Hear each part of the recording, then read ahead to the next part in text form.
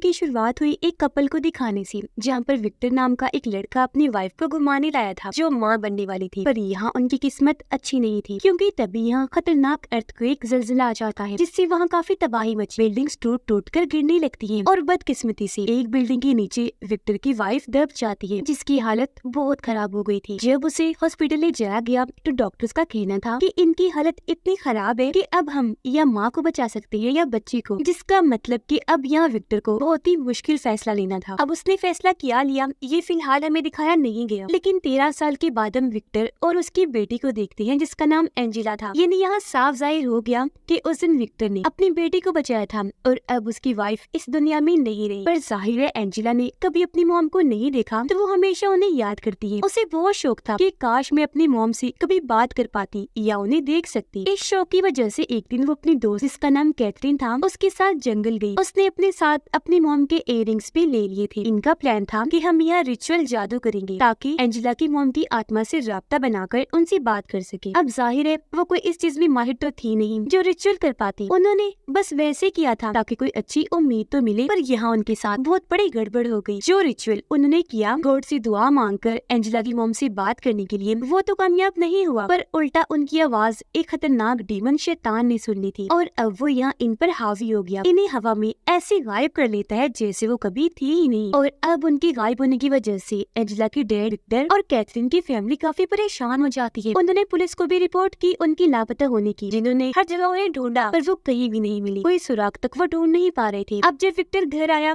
तो कुछ औरतें उसके घर के बाहर दुआएं कर रही थी, रिचुअल कर रही थी, जिन सब को विक्टर वहाँ से भगा देता है क्योंकि उसका इन चीजों पर यकीन नहीं रहा जब से उसकी वाइफ की मौत हो गई थी। पर फिर भी जैसी तैसी उन सब की दुआएं काम कर जाती हैं, क्योंकि 3 दिन के बाद दोनों लड़कियां एक शर्ट से मिल जाती हैं जो उनके एरिया से काफी दूर था। दोनों को फौरन वहाँ से लाया गया। अब उन्हें लग रहा था कि हम सिर्फ 2 या 3 घंटे के लिए ही गायब हुई थी, पर धक्का उन्हें तब लगता है जब उन्हें पता चला कि हम 2-3 घंटे नहीं बल्कि 3 दिन से लापता थी। दोनों लड़कियों की हालत देखकर साफ लग रहा था कि ये वो एंजेला और कैथरीन नहीं है जो गायब हुई थी, बल्कि अब वो अपने साथ एक खतरनाक डीमन को ले आई थी, क्योंकि उनके हाव भाव बर्ताव हर चीज एकदम बदल गई थी। ये कुछ खाती पीती नहीं थी, अजीब तरह से रहती है और ऐसी ऐसी ताकतें इस तरह की चीजें दिखाती है जो 13 साल की बच्चियों में हो ही नहीं सकती। दोनों लड़कियां एक दूसरे को महसूस भी कर सकती थी, क्योंकि इन दोनों को एक ही शैतान ने पोजेस्ड अपने कंट्रोल में किया था। यानी दोनों के अंदर एक ही डीमन है। इनमें बहुत गुस्सा भर गया था। एंजेला की हालत तो अचानक इतनी खराब हो गई कि वो अपने घर में अपने डैड को ही मारने लगी। वो बार बार अपनी माँ से मिलने की जिद करते हुए गुस्सा दिखा रही थी, यहाँ तक कि अपने नाखून खुद ही उखेड़ लेती है और अपने पेट पर मारकर उसने जख्म कर दिए थे, जिसकी हालत देखकर उसे फौरन हॉस्पिटल ले जाया जाता है। न सिर्फ एंजेला का बल्कि कैथरीन का भी यही हाल था। उसके मिलने की खुशी में चर्च में दुआएं हो रही थी, जश्न मनाए जा रहे थे, पर वो इन चीजों से चिढ़ जाती है। वो चर्च का सारा खाना और शराब खराब कर देती है। अपना हुलिया भी उसने काफी बिगाड़ लिया था, कपड़े गंदे, बाल बिखरे हुए, काफी अजीब हालत में वो चर्च में आती है। वहाँ जोरों से चिल्लाने लगी क्योंकि उसके अंदर शैतान था, तो उसे ये सब अच्छा नहीं लग रहा था, इसीलिए उसे भी फौरन उसी हॉस्पिटल में ले जाया गया। दोनों बच्चियों की हालत देखकर उनकी मॉम डैड आपस में बात करने लगी। कैथरीन की मॉम डैड कहते हैं कि वो लड़कियां जरूर जंगल से अपने साथ कोई डीमन लेकर आई है, जब भी उनका ऐसा हाल है। यहाँ वो इस बारे में भी बात करते हैं कि जब जीसस क्राइस्ट को क्रॉस पर लटकाया गया था तो वो वहाँ से हेल यानी जहन्नम गए थे शैतान के पास, ताकि उसे अपने कब्जे में कर ले। ऐसा करने के बाद वो वहाँ से 3 दिन के बाद लौटे थे और अब यहाँ इन दोनों लड़कियों के साथ डीमन ने बिल्कुल वैसे किया। ये भी 3 दिन के बाद आई और एकदम बदली हुई। सबसे बड़ी बात, जो भी इन लड़कियों के साथ हो रहा था उसका इलाज डॉक्टर्स के पास भी नहीं था। उन्हें समझ नहीं आ रही थी अचानक से इतनी ताकतें आ जाना, डीमन जैसी चीजें करना वगैरह, जिससे अब विक्टर को भी इस सब पर यकीन होने लगा था, यानी कि सच में उनके साथ कोई बहुत बड़ी गड़बड़ है। एंजेला जो हॉस्पिटल में दाखिल थी, वो जब सोने लगी तो अचानक उसकी हालत अजीब हो गई। जो नर्स उसकी देखभाल कर रही थी उसके सामने एंजेला उसके पास्ट यानी उसका गुजरा हुआ वक्त बताने लगती है। ये तुम्हारा बच्चा होने वाला था पर वो जिंदा नहीं बचा और तुम नन सिस्टर बनना चाहती थी पर वो नहीं बनी, नर्स बन गई। सबसे चौंका देने वाली बात जो सिर्फ नर्स को ही पता थी, वो भी एंजेला उससे कह देती है कि जो अभी तुम्हारा नाम है वो नहीं बल्कि तुम्हारा कोई और नाम रखा जाना था, जिससे वो काफी हैरत में पड़ गई। और अब उसे यकीन आ गया था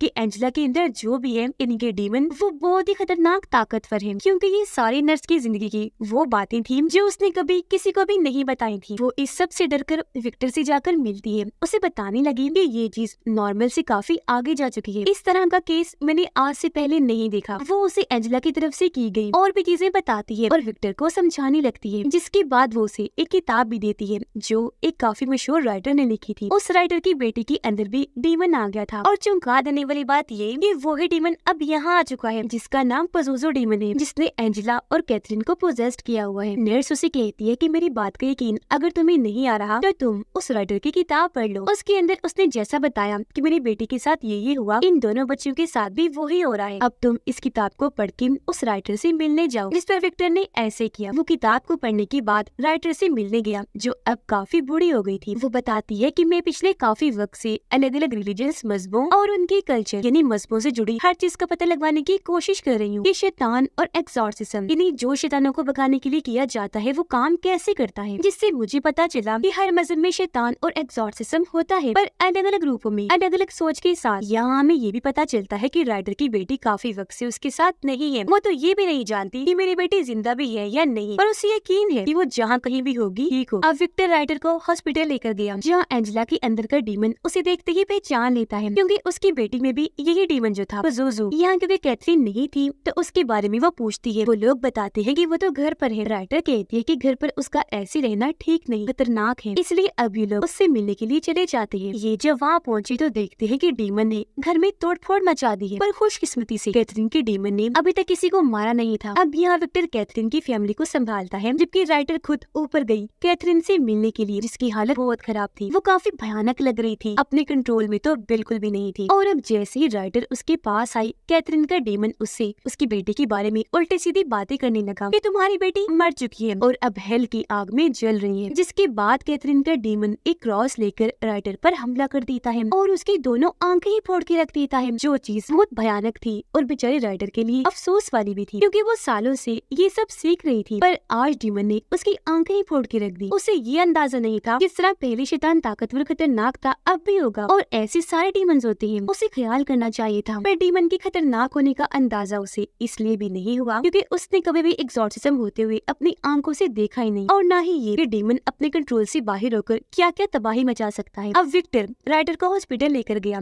और उससे माफी मांगता है कि मैं ही तुम्हारे पास आया, ना तुम यहाँ आती और ना तुम्हारा ये हाल होता। जिसके जवाब में राइटर कहती है कि इसमें तुम्हारा कोई कसूर नहीं और मैं नहीं मानती कि मेरी बेटी मर चुकी है। जो चीज शैतान ने कही मुझे लगता है कि वो मुझे कमजोर करना चाहता है, तो तुम भी कमजोर मत पड़ना क्योंकि इस डीमन को हराने के लिए सिर्फ चर्च ही काम नहीं आएगा बल्कि सबको एक होना होगा। ना सिर्फ ये बल्कि अलग अलग रिलीजन्स को भी एकजुट होकर रहना होगा, तब जाकर ये डीमन हारेगा। जिसके बाद अब यहाँ एक काफी बड़े एक्सॉर्सिज्म की तैयारी की जाती है उनका डीमन भगाने उसे हराने के लिए। यहाँ पर विक्टर एक प्रीस्ट को लेकर आया था, एंजेला की नर्स भी थी और कैथरीन की फैमिली के कुछ फादर्स भी थे। किसी दूसरे मजहब वाले आदमी को भी बुलाया था, यानी कि अब यहाँ सारे रिलीजन्स एक साथ हो गए थे सिवाय चर्च वालों के, क्योंकि एक फादर घर से बाहर थे, अंदर ही नहीं आ रहे थे। वजह ये थी कि उनको एक्सॉर्सिज्म के लिए या उसमें शामिल होने की इजाजत नहीं मिली थी। उनके चर्च वालों का मानना था कि हम इस चीज में नहीं पड़ेंगे। दोनों बच्चियों को किसी दिमाग के डॉक्टर को चेक करवाना चाहिए क्योंकि उन्हें लग रहा था कि ये सब डीमन की बस चाल है। इसीलिए अब फादर नर्स को क्रॉस और बाइबल देती है और खुद जाकर गाड़ी में बैठ गई, दुआएं करने लगती है क्योंकि वो जानती थी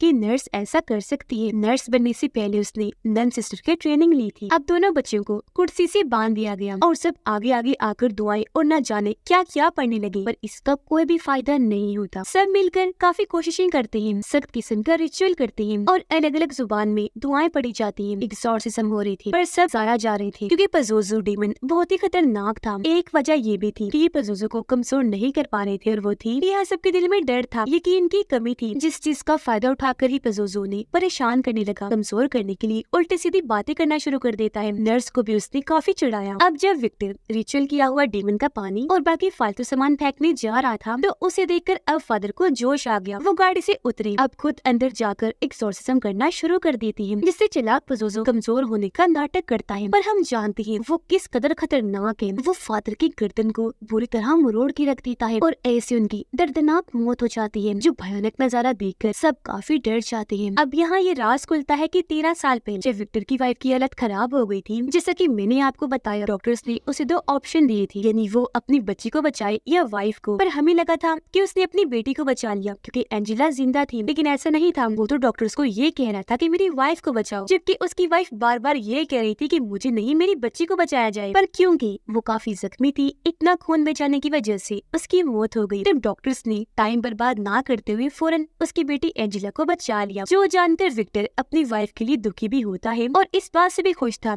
कि उस दिन मेरी बेटी को बचा लिया गया। फिर अब यहाँ पजोजो ने एक ऑप्शन देता है। वो कहने लगा कि तुम्हें दोनों बच्चियों में से किसी एक को चुनना होगा, एंजेला को या कैथरीन को, और सिर्फ एक ही जिंदा बचेगी। अगर दोनों में से किसी को भी ना चुना गया तो दोनों ही मारी जाएंगी। अब पहले तो कोई भी उनमें से किसी को नहीं चुनता, क्योंकि उन्हें लग रहा था कि डीमन हमारे साथ खेल रहा है, वो हमें परेशान करने की कोशिश में है। असल में वैसा कुछ नहीं होगा। पर थोड़ी देर बाद जब दोनों बच्चों की हालत खराब होने लगी, उन्हें तकलीफ हो रही थी, तो सबको यकीन आ गया कि डीमन सही कह रहा है, हमें उनमें से किसी एक को चुनना है, वरना वो दोनों को ही खत्म कर देगा। अब दोनों बच्चियों के अंदर क्योंकि एक ही डीमन था, तो एक साथ ही उनकी दिल की धड़कन धड़क रही थी। अब ऐसे फिर विक्टर अपनी बेटी एंजेला को चुन लेता है, जबकि कैथरीन की डैड उसे, जिससे अब अचानक ही एंजेला हवा में उड़ने लगी और उसके मुंह से काले रंग की खतरनाक चीज निकलने लगी जो ऊपर की तरफ जा रही थी। और ये वही जगह थी जहाँ पजोजो ने दोनों बच्चों की आत्माओं को कैद करके रखा हुआ था। और अब यहाँ दोनों ही बच्चों के दिल की धड़कनें रुक जाती हैं और पजोजो कैथरीन की आत्मा को अपने लिए इस्तेमाल करने लगा, जिससे यहाँ ये राज खुलता है कि असल में डीमन ने उनके साथ चाल चली थी। उसने उनके सामने दो ऑप्शन में से एक को चुनने को इसलिए कहा ताकि एक को वो लोग चुनकर जिंदा बचा लें, जबकि दूसरे की आत्मा को डीमन अपने लिए इस्तेमाल करे। जिस चीज से लोग अनजान थे, ये चीज डीमन ने उनके साथ इनडायरेक्टली की, उन्हें बेवकूफ बनाकर, क्योंकि ये डीमंस बगैर इजाजत किसी पर जुल्म कर सकते हैं, तकलीफ दे सकते हैं, पर आत्मा नहीं ले जा सकते, न ही इस्तेमाल कर सकते हैं। और अब ऐसे उसे आत्मा को इस्तेमाल करने की इजाजत मिल गई। सबसे बड़ी बात कि यहाँ चुनी जाने वाली लड़की को ही मरना था, और क्योंकि आखिर में कैथरीन की डैड ने अपनी बेटी को चुना, इसलिए डीमन ने उसे ले लिया और एंजेला की जान बच जाती है। अब इस वजह से